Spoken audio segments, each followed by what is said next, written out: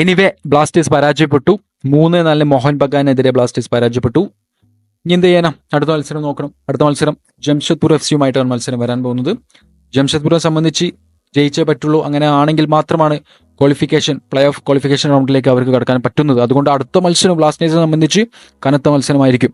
അതിനു മുമ്പ് നമുക്ക് ഈ കാര്യങ്ങൾ പറയുന്നതിന് മുമ്പ് നമുക്ക് ബ്ലാസ്റ്റേഴ്സും മോഹൻ ബഗാനുമുള്ള മത്സരത്തിന്റെ ഒരുപാട് പിഴവുകളും കാര്യങ്ങളൊക്കെ പറയാം. തീർച്ചയായിട്ടും ഒരിക്കലും ബ്ലാസ്റ്റേഴ്സ് തോൽക്കുന്ന ഒരു മത്സരമല്ലായിരുന്നു. ശരിക്കും അത് സമനിലയിൽ അവസാനിപ്പിക്കാൻ പറ്റുന്ന ഒരു മത്സരമായിരുന്നു മോഹൻ ബഗാനെതിരെയുള്ള മത്സരം. പക്ഷേ നല്ല ഡിഫൻസ് ലൈനിന്റെ വീക്ക് കൊണ്ട് അല്ലെങ്കിൽ കറക്റ്റ് ടൈമിൽ ബ്ലോക്ക് ചെയ്യാത്തത് കൊണ്ടാണ് ബ്ലാസ്റ്റേഴ്സ് പരാജയപ്പെട്ടത്. ഒരുപക്ഷെ ബ്ലാസ്റ്റേഴ്സ് ആ ഒരു മത്സരം സമനിലയിൽ അവസാനിപ്പിക്കുകയായിരുന്നെങ്കിൽ ബ്ലാസ്റ്റേഴ്സിന്റെ പ്ലേ ഓഫ് റൗണ്ടിലേക്കുള്ള ക്വാളിഫിക്കേഷൻ ആ ഒരു മത്സരത്തിലൂടെ കൂടുമായിരുന്നു. കാരണം ബ്ലാസ്റ്റേഴ്സിന് 30 പോയിന്റ് റീച്ച് ആവും.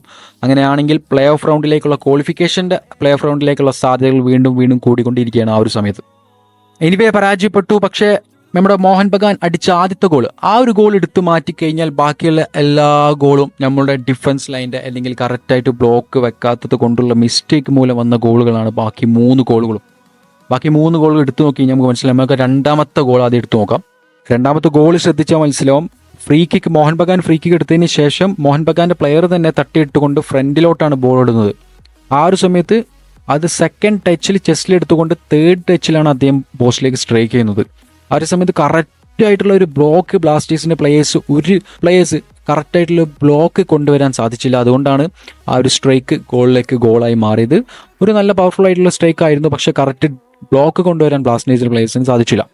ഇനി മൂന്നാമത്തെ ഗോൾ നോക്കുകയാണെങ്കിൽ ഇതിനേക്കാളും വിറ്റാണ്. അത്രയ്ക്കും തമാശയേറിയ ഗോൾ വേറെ ഇല്ല. ഇനിയിപ്പോൾ മൂന്നാമത്തെ ഗോൾ നോക്കുന്ന മോഹൻ ബഗാൻ അടിച്ച മൂന്നാമത്തെ ഗോൾ നോക്കുകയാണെങ്കിൽ മനസ്സിലാവും. മോഹൻ ബഗാൻ സെറ്റ് പീസ് എടുക്കുന്നു, കോർണർ എടുക്കുന്നു. ഫെഡറിന്റെ പുറകിൽ നിന്ന് വളരെ ഫ്രീ ആയി നിന്ന് ആ ഒരു പ്ലെയറാണ്, മോഹൻ ബഗാന്റെ ഒരു പ്ലെയറാണ് ഓടി വന്നിട്ട് അത് ഹെഡാക്കി മാറ്റിയത്.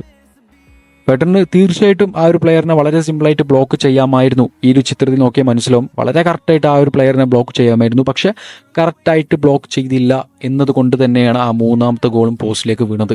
ഇതിൻ്റെയൊക്കെ രസം, ആദ്യം ഒരു ഗോൾ അടിക്കുന്നു മോഹൻ ബഗാൻ, തിരിച്ച് നമ്മൾ അറ്റാക്കിങ് ഒരു ഗോൾ അടിക്കുന്നു. രണ്ടാമതും മോഹൻ ബഗാൻ ഒരു ഗോൾ അടിക്കുന്നു, തിരിച്ച് നമ്മൾ അറ്റാക്കിങ് ഒരു ഗോൾ അടിക്കുന്നു. ഡിഫൻസ് ലൈനിൽ വീക്ക് വരുന്നു, അറ്റാക്കിംഗ് ലൈൻ അത് സമനിലയാക്കുന്നു. പിന്നെയും ഡിഫൻസ് ലൈനിൽ വീക്ക് വരുന്നു, അറ്റാക്കിംഗ് പ്ലെയർ അത് സമനിലയിലാക്കുന്നു. അങ്ങനെ ഒരു കളിയായിരുന്നു അന്ന് ആ ഒരു സ്റ്റേഡിയത്തിൽ നമ്മളവിടെ കണ്ടത്.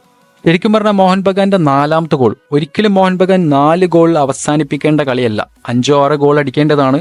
ലാസ്റ്റത്തെ 80 മിനിറ്റിന് ശേഷമുള്ള കേരള ബ്ലാസ്റ്റേഴ്സിന്റെ ഡിഫൻസ് ലൈനിലെ ആ ഒരു കളി വളരെ മോശപ്പെട്ടൊരു കളിയാണ് കേരള ബ്ലാസ്റ്റേഴ്സിന്റെ ഫാൻസിന് മുന്നിൽ ബ്ലാസ്റ്റേഴ്സ് കാഴ്ചവെച്ചത്.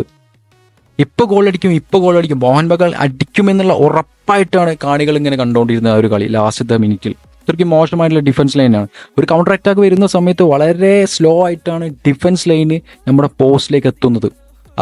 ഈ ഒരു വീഡിയോയിൽ കണ്ടാൽ തന്നെ നമുക്ക് മനസ്സിലാവും.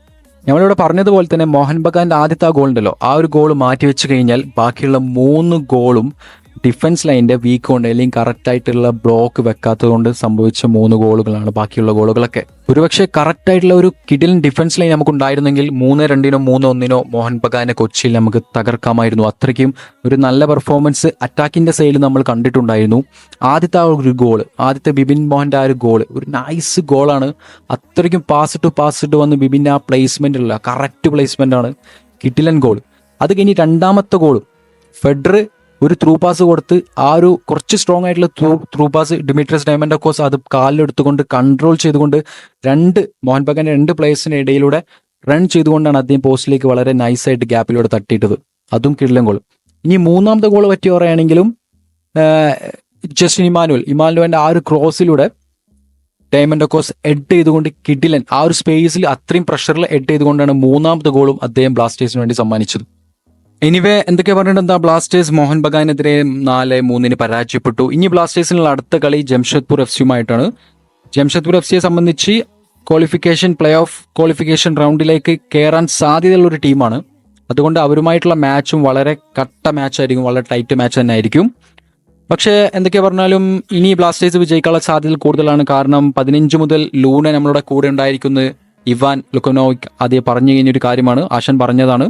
അതുകൊണ്ട് അടുത്ത മാച്ചിൽ ജംഷഡ്പൂർ FC-യുമായിട്ട് നേരിടുന്ന സമയത്ത് അഡ്രിയൻ ലൂന കേരള ബ്ലാസ്റ്റേഴ്സിൽ ഉണ്ടായിരിക്കും. അതുകൊണ്ട് ഒരു പുതിയ ഉണർവാണ് ബ്ലാസ്റ്റേഴ്സിന് ആരാധകർക്ക് നൽകുന്നത്. കാരണം ലൂന കളിച്ച കളികളൊക്കെ ഒട്ടുമിക്ക എല്ലാ കളികളും വിജയിച്ചിട്ടുണ്ട്. ലൂന ഉണ്ടെങ്കിൽ വിജയിക്കും എന്നുള്ള ഉറപ്പ് ബ്ലാസ്റ്റേഴ്സിന് ആരാധകർക്കും നമുക്കെല്ലാവർക്കും ഉണ്ട്. തീർച്ചയായും ഓക്കെ ഫ്രണ്ട്സ്, അടുത്ത മാച്ച് നമുക്ക് കാണാം. Bye, it's me scorers my.